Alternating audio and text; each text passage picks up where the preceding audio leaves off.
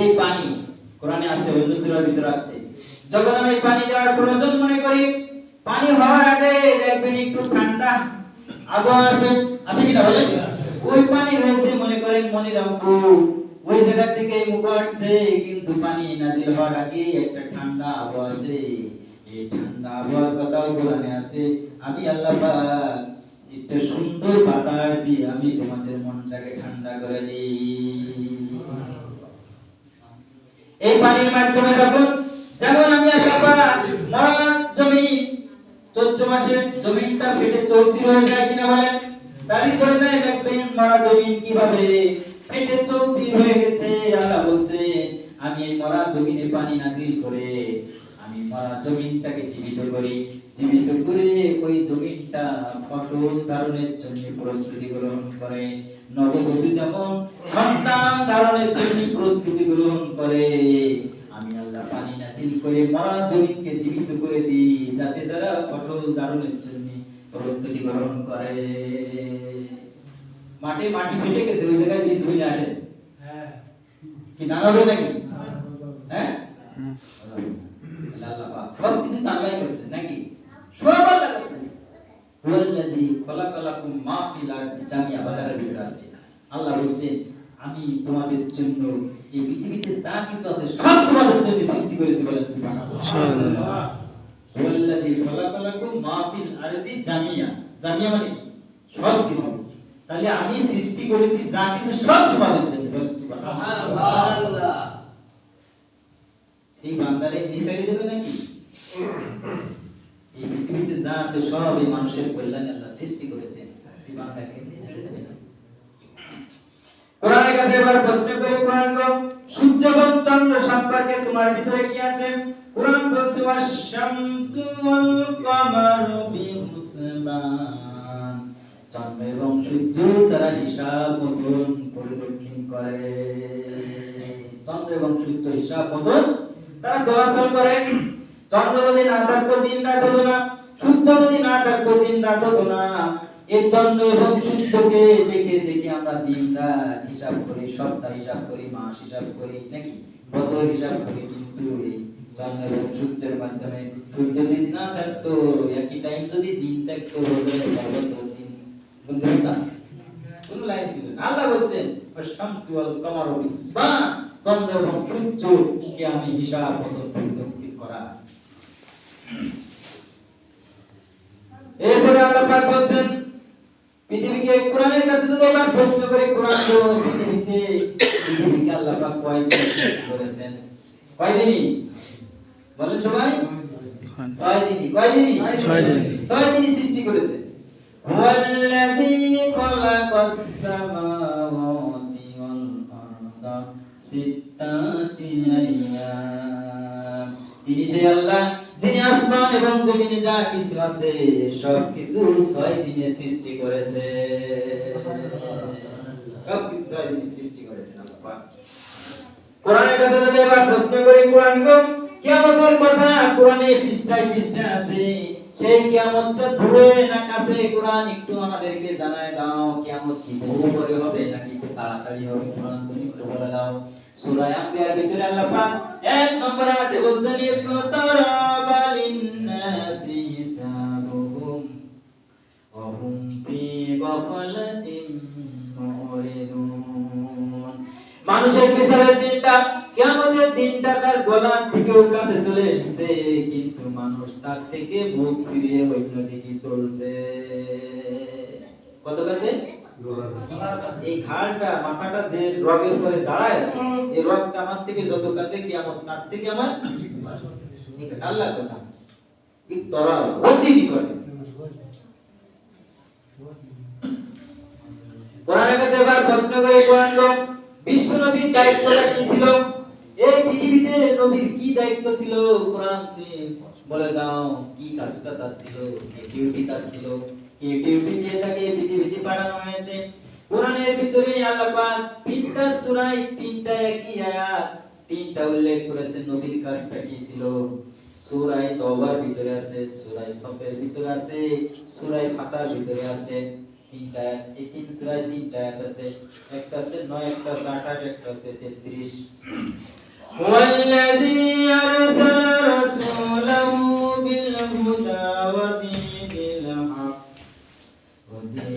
الحق ليظهره على الدين كله ولو كره المشركون কোন জায়গায় আছে কাফিরুন, কোন জায়গায় মুশরিকুন, আর এক জায়গায় শাহিদা বিল্লাহ, আল্লাহ সাক্ষী যথেষ্ট। তিনি সেই সত্তা যিনি তার রাসূলকে দ্বীনুল হক সহকারে পৃথিবীতে পাঠিয়েছেন।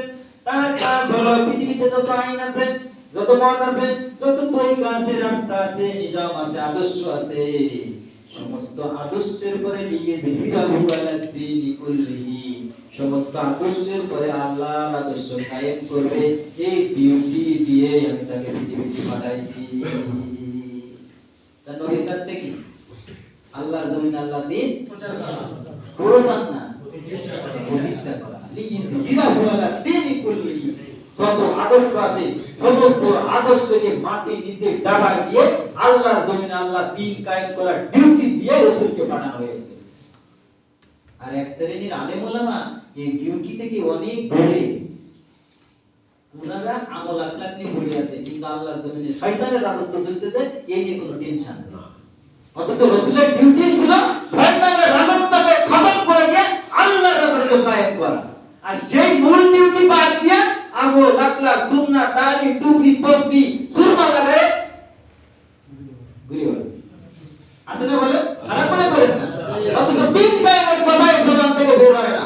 অথচ ডিউটি রাসূলের ছিল হচ্ছে দিন কায়েম। আর আকিমুদ্দিন ওয়ালা তাতাফাররাকু ফি, আল্লাহর জমিনে আল্লাহ দ্বীন কায়েম করো, এই ব্যাপারে দলাদলি করে না। আর এখন আমরা দলাদলি বেশি করি, কার দাড়ি ছোট, কার দাড়ি লম্বা, কার গোল টুপি, কার পাঁচকলি, এই নিয়ে আমাদের ভিতরে দ্বন্দ্ব, ঠিক না বলেন? কার গোল জামা, কার সিরা জামা, এই নিয়ে ফতুয়া, কার পাগড়ি 14, কার পাগড়ি 8, এই নিয়ে দ্বন্দ্ব। আর এই সুযোগে কাফেররা আমাদেরকে পিটাচ্ছে, ঠিক না বলেন? এই সুযোগে কাফেররা আমাদেরকে পিটাচ্ছে, এত ঐক্য নাই। আইসো দেখে একশো যারা অন্তত ইসলামের কথা বলে, দেখে আইসো এতই ভারী বুঝেছে না, সরমা বলে, জামাত বলে, আটটি বলে, বুড়া বলে, কওমি আলেম যারা আছে, ঠিক আছে, বাংলাদেশ বহু খিলাফত মজলিস বলে, ইসলামী ঐক্য জোট বলে, বহু ছোট ছোট ইসলামী দল আছে, কিন্তু আকিমুদ্দিন ওয়ালা তাতাফাররাকু ফি, আল্লাহ বলেন আল্লাহর জমিনে আল্লাহ দ্বীন কায়েম করে, দলাদলি করে না। অথচ দলাদলি করতেছে আমরা, তাই কোরআনের বিধান লঙ্ঘন করা হচ্ছে না, দলাদলিটাই আগে, দলাদলিটাই আগে। এজন্য মায়ের কাছে এক হয়েছে মুখে মুখে, এখনো ফাইনাল আমরা দোয়া করি নাকি? আল্লাহ আমাদের আলেমগুলোকে, বাংলাদেশের ইসলামপন্থী লোকগুলোকে আল্লাহ এক মঞ্চে বসার তৌফিক দান করুন। আগে আমরা উল্টো দেখেন সমাজের অবস্থা কি পাল্টে গেছে। আগে সাধারণ লোক আলেমদের কাছে যাইতে দোয়া চাইতো, ঠিক না বলেন? কি বলেন? আলেমদের কাছে দোয়া চাইতে যেত। এখন আলেমরা সাধারণ লোককে বলে ভাই দোয়া করেন, যেন আলেমরা এক হয়। যেরকম আমি বললাম কি, তাই না বলেন? এখন সাধারণ লোকদেরকে বলতে হয় যে দোয়া করেন ভাই আলেমরা যেন এক হয়। তাহলে রাসূলের কাজ কি ছিল? আল্লাহর জমিনে আল্লাহর দ্বীন প্রতিষ্ঠা। রাসূল না, রাসূল আসবেও না, ওই দায়িত্ব কার? আমাদের, রাসূলের উম্মতদের, রাসূলের উম্মতদের।